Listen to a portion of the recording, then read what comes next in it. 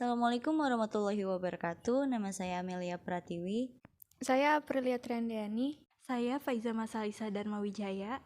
Saya Naila Nureli Sofyan. Saya Safa Nabila Rahmat. Kami dari kelompok 3S yaitu Shining Shimmering Splendid akan mempresentasikan hasil diskusi kami tentang keuntungan usaha. Dan yang akan membacakan untuk pertama kali adalah Aprilia Trihandayani. Keuntungan usaha. Dalam menjalankan suatu usaha, keuntungan adalah kenaikan ekuitas atau aktiva bersih yang berasal dari transaksi yang terjadi pada perusahaan dan semua transaksi atau kejadian yang mempengaruhi perusahaan dalam suatu periode akuntansi selain yang berasal dari pendapatan investasi pemilik. 1. Transaksi perusahaan jasa. Transaksi perusahaan jasa. Transaksi adalah peristiwa ekonomi suatu unit ekonomi yang merubah harta, utang, dan modal yang berhubungan dengan pihak luar perusahaan, seperti kegiatan pembayaran, pembelian, dan penerimaan uang. Siklus akuntansi. 1. Tahap pencatatan, yaitu menganalisis transaksi serta bukti-bukti transaksi penjualan dan pemindahan bukuan atau posting dari jurnal ke akun-akun atau buku besar. Pencatatan dilakukan secara kronologi sesuai bukti transaksi.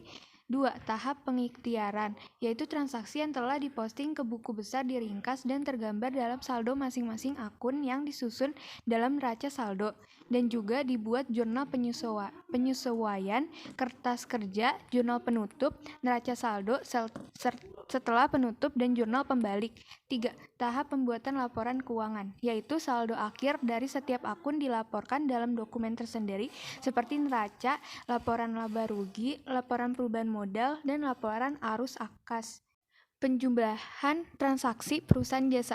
Penjumlahan transaksi dapat dilakukan dengan menggunakan jurnal umum dan jurnal khusus, tetapi dalam perusahaan jasa hanya menggunakan jurnal umum untuk mencatat semua transaksi kecuali yang tercatat dalam jurnal khusus. Contoh transaksi ke jurnal umum. Shimmering Salon didirikan pada tanggal 1 Januari 2022 oleh Nyonya Naila Pramono. Transaksi yang terjadi pada bulan Januari 2022 sebagai berikut. Pada tanggal 1 Januari, Nyonya Naila menyetorkan modal awal salon sebesar Rp150.000. Pada jurnal umum, kas di debit, modal di kredit masing-masing seharga Rp150.000. Pada tanggal 3 Januari, Nyonya Naila membeli peralatan seharga Rp50.000.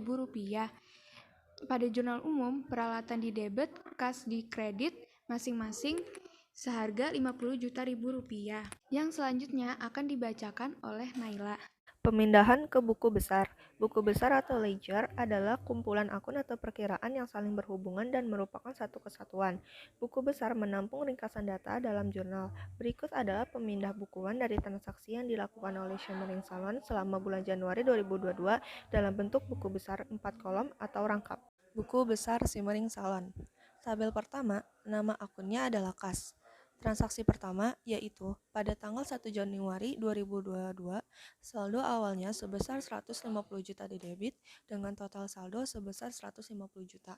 Transaksi kedua yaitu pada tanggal 3 Januari 2022 membeli peralatan sebesar 50 juta di kredit dengan total saldo sebesar 100 juta.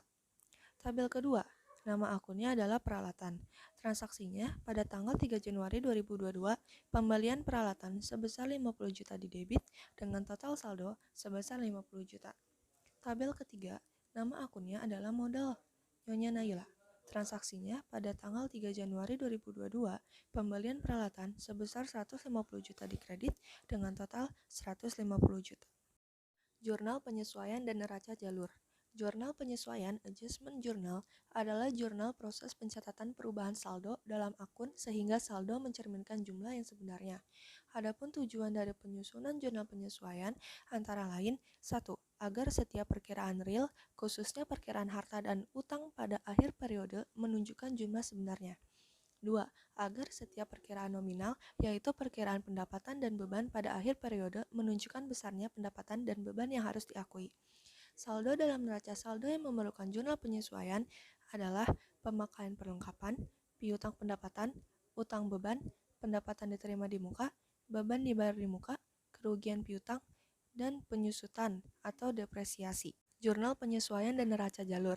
Neraca lajur atau worksheet adalah suatu daftar belajur atau berkolom yang dirancang untuk mempermudah dan memperlancar penyusunan laporan keuangan yang benar. Kolom-kolom dalam neraca lajur terdiri dari kolom untuk nomor akun, nama akun, serta 5 pasang kolom debit kredit seperti gambar berikut. Kolom 1, terdapat nomor. Kolom 2, terdapat nama akun. Kolom ketiga, terdapat neraca saldo yang berisi debit dan kredit. Kolom keempat, terdapat jurnal penyesuaian yang berisi debit dan kredit. Kolom kelima, terdapat neraca saldo setelah disesuaikan yang berisi debit dan kredit. Kolom keenam, terdapat laporan laba rugi yang berisi debit dan kredit. Dan terakhir, kolom ketujuh, terdapat neraca yang berisi debit dan kredit. Laporan keuangan perusahaan jasa. 1. Laporan laba rugi. Laporan laba rugi adalah laporan yang menunjukkan besarnya pendapatan dan beban pada akhir periode akuntansi. Contohnya bisa dilihat di gambar atau tabel berikut ini. Pendapatan usaha sama dengan pendapatan jasa, pendapatan lainnya, dan total pendapatan usaha. Selanjutnya, beban usaha sama dengan beban gaji atau upah, beban sewa, beban penyusutan gedung, dan beban bunga. Kemudian, ada jumlah beban usaha dan laba bersih atau net income. 2. Laporan perubahan modal. Laporan perubahan modal adalah laporan keuangan yang memberikan informasi tentang perubahan ekuitas pemilik atau modal. Contohnya bisa dilihat di gambar atau tabel berikut ini. Terdapat baris modal Nyonya Naila per 1 Januari 2020, laba bersih tahun berjalan, dan total penjumlahan dari modal Nyonya Naila per 1 Januari 2020 dan laba bersih tahun berjalan. Selanjutnya berisi penarikan pribadi atau PRIV, tambahan investasi pemilik, dan terakhir berisi modal Nyonya Naila per 31 Desember 2020. Materi selanjutnya akan dibaca oleh Safa. 3. Neraca. Neraca adalah laporan yang menunjukkan posisi laporan keuangan meliputi besar harta, utang, dan modal perusahaan pada akhir periode akuntansi. Penyusunan neraca bersumber pada neraca jalur, diambil dari kolom neraca untuk menyajikan harta dan utang, sedangkan besarnya modal dari laporan perubahan modal neraca dapat terbentuk dari kontrol dan staffel. Di sini ada jurnal neraca. 2. Transaksi perusahaan dagang. Ada beberapa macam transaksi perusahaan jasa.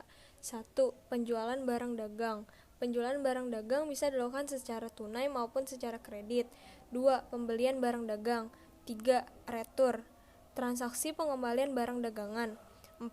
Penerimaan potongan. Penerimaan potongan merupakan potongan yang diberikan penjual kepada pembeli atas penjualan barang dagangan secara kredit dengan syarat yang ditentukan. 5. Pembayaran beban angkut. Pembayaran beban angkut dibagi menjadi 2 pembayaran, yaitu pembayaran beban angkut pembelian dan pembayaran beban angkut penjualan. Jurnal khusus perusahaan dagang. Jurnal khusus atau bisa disebut juga special journal adalah jurnal yang secara khusus digunakan untuk mencatat transaksi sejenis yang terjadi berulang-ulang, khususnya di perusahaan dagang yang terdiri dari Jurnal khusus penjualan atau sales journal adalah jurnal yang disediakan untuk mencatat transaksi penjualan secara kredit, sebab penjualan tunai dapat dimasukkan ke jurnal penerimaan kas. Sebagai contoh, jurnal penjualan PT Cahya Abadi periode Maret 2020, tertera tanggal, nomor faktur, keterangan penjualan, ref, syarat pembayaran penjualan, dan nominal piutang dagang dan penjualan. Jurnal khusus pembelian atau purchase journal merupakan jurnal yang pada dasarnya khusus digunakan untuk mencatat transaksi pembelian barang dagang secara kredit. Sebagai contoh, jurnal pembelian PT Cahya Abadi periode Maret 2020, tertera tanggal, keterangan pembelian, ref, debit yang menjelaskan pembelian, serba-serbi, dan kredit yang menjelaskan utang dagang.